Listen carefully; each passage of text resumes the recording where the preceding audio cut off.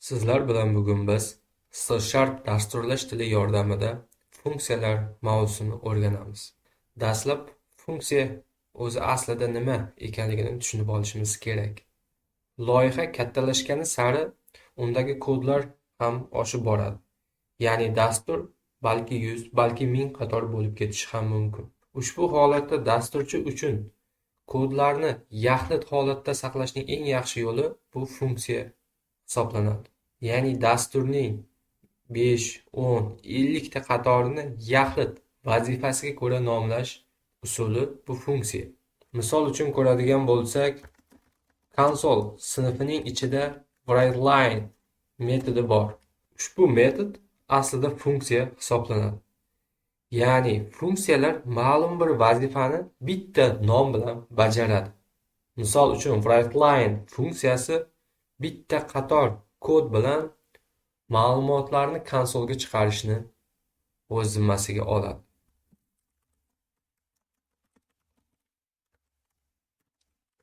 Ya'ni biz dasturda bor yo'g'i bir dona funksiyani chaqirdik va bu funksiya bizga ma'lumotlarni chiqarib berdi.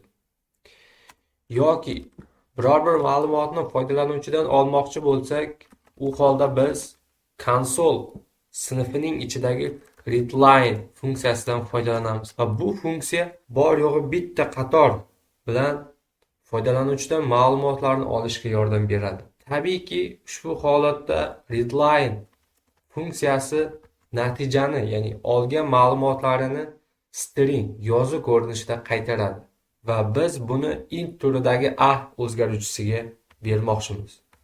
Ammo turlar ikki xilligi sababli xatolik kelib chiqdi. Ushbu xatolikni yo'q qilish uchun convert sinfining ichidagi toInt32 funksiyasidan foydalanamiz. Ushbu toInt32 funksiyasi string turidagi ma'lumotni int turiga o'tkazib beradi. Ko'rib turganingizdek, dastur funksiyalar majmuidan iborat bo'ladi va har bir funksiyaning o'z vazifasi bor. Misol uchun ko'radigan bo'lsak, double turidagi b o'zgaruvchisi teng bo'lishi mumkin mass kutubxonasining ichidagi sqrt funksiyasiga.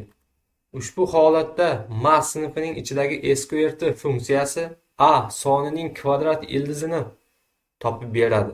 Ko'rib turganingizdek, ildizni topish uchun biz 5, balki 10 qator kod yozishimiz kerak aslida. Ammo bor yo'g'i bitta funksiya shu biz yozishimiz kerak bo'lgan 10 qator kodning vazifasini bajarib beryapti. Ushbu dasturda bor yo'g'i 4 ta funksiya ishlatdik. Dastlabkisi ma'lumotlarni chiqarish uchun writeLine, foydalanuvchidan ma'lumotlarni olish uchun readLine, ma'lumotlarni konvertatsiya qilish uchun toInt32 va sonning kvadrat ildizini topish uchun sqrt. Ya'ni dasturchi qanchalik ko'p funksiyalarni bilsa, uning vazifasi shunchalik oson bo'ladi. Ammo dasturlashda hamma funksiya ham mavjud emas. Ya'ni ma'lum bir funksiyalarni dasturchining o'zi yaratishiga to'g'ri keladi, o'z ishini osonlashtirish maqsadida. Ushbu holatda sqrt funksiyasiga nazar solsak, ushbu funksiya mass sinfining ichida joylashganligini va bor yo'g'i bitta argument qabul qiladi. Argument ham butun yoki haqiqiy son turida bo'ladi va ushbu funksiya hamisha natija qaytaradi. Natija esa kvadrat ildiz hisoblanadi. Keling, o'zimiz ham biror bir funksiya yozib ko'ramiz. Dastlab biz yozmoqchi bo'lgan funksiya qanday ma'lumot turini qaytarishini bilishimiz kerak. Biz to'g'ri to'rtburchak yuzini topib beruvchi funksiya yozmoqchimiz. Dastlab ushbu funksiyani nomlayman. Ixtiyoriy nom qo'yishimiz mumkin. Yuza deb nomladim va ushbu funksiya argumentlar olishi kerak. Argumentlar esa qaus ichida yoziladi. To'g'ri to'rtburchak yuzasini topuvchi funksiya o'z ishini bajarishi uchun unga nechta argument lozim. Ya'ni to'g'ri to'rtburchakning ikkita tomoni bor, a va b tomonlar. Yuzasi esa eski, ya'ni a va b ning ko'paytmasiga teng. Tabiiyki, yuza funksiyasi ikkita argument olishi kerak. Birinchi argument int turidagi a, ikkinchi argument int turidagi b va yana argument kerak bo'lsa, virgul orqali qo'yib ketishi mumkin.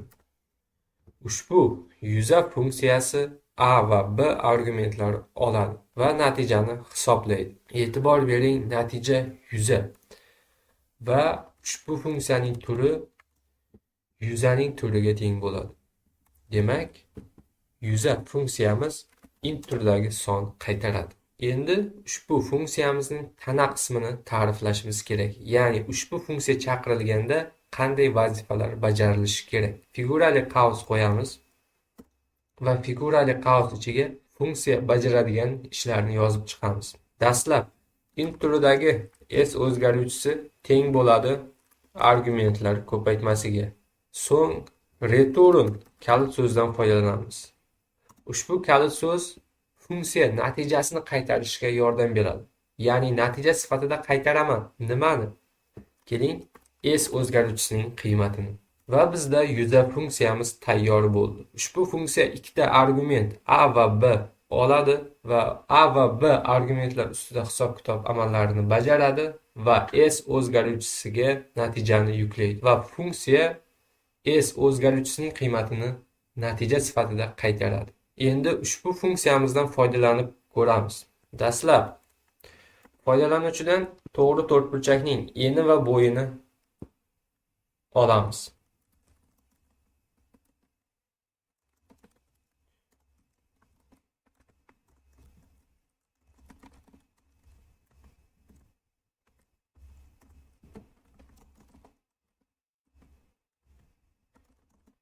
Int turidagi natija o'zgaruvchisi teng bo'ladi nimaga? Ushbu holatda yuza funksiyasini chaqirib yuboraman va ushbu funksiyaga argument sifatida foydalanuvchidan olgan eni va bo'yini berib yuboramiz. Natija o'zgaruvchisining qiymatini ekranga chiqaramiz. Keling, dasturni ishlatib ko'raman. Dastlab eni o'zgaruvchisiga qiymat kiritishimizni kutyapti. Faraz qilaylik, to'g'ri to'rtburchakning eni 6 ga, bo'yi 8 ga teng bo'lsin. U holda enter klavishini bosadigan bo'lsam, to'g'ri to'rtburchakning yuzasi 48 chiqayapti. Ushbu 48 qanday chiqayapti? Dastlabki holatda eni o'zgaruvchisining qiymati 6 ga, bo'yi o'zgaruvchisining qiymati 8 ga teng bo'lyapti. Natija o'zgaruvchisining qiymati yuza funksiyasining natijasiga teng. Ushbu holatda yuza funksiyasiga eni o'zgaruvchisining qiymati, ya'ni 6 berib yuborilyapti. Bo'yi o'zgaruvchisining qiymati 8 berib yuborilyapti va 6 va 8, ya'ni a va b o'zgaruvchilarining qiymati sifatida funksiyaga kirib kelyapti. Ya'ni a teng bo'lyapti 6 ga, b teng bo'lyapti 8 ga. Va funksiyani bajarib ko'radigan bo'lsak, a ning o'rniga 6, b ning o'rniga 8 ni qo'yib, u holda s o'zgaruvchisining qiymati 48 ga teng bo'lyapti. Va natija sifatida funksiya 48 ni qaytarib yuboryapti. Ya'ni funksiyaning o'rniga uning natijasi 48 kelmoqda. Tabiiyki, natija o'zgaruvchisining qiymati 48 ga teng va ekranga natija o'zgaruvchisining qiymati chop etilmoqda.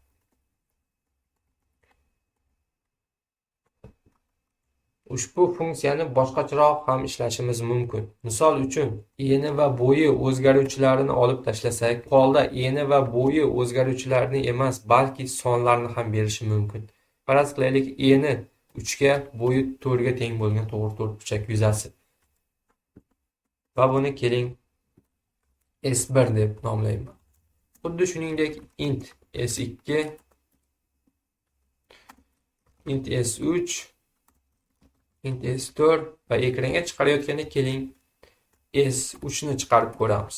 Bu holatda S3 ning qiymati yuza funksiyasini argumentlari a 5 ga va b 6 ga teng bo'lgandagi natijasiga teng.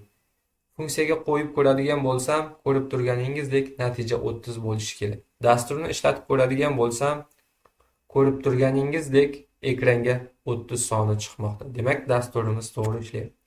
Funksiyaning yana bir qulayligi, funksiyani tanasini bir marotaba yozib qo'yishim va buni ixtiyoriy marotaba chaqirib va har safar ixtiyoriy argumentlar orqali yangidan yangi natijalar olishi mumkin ekan.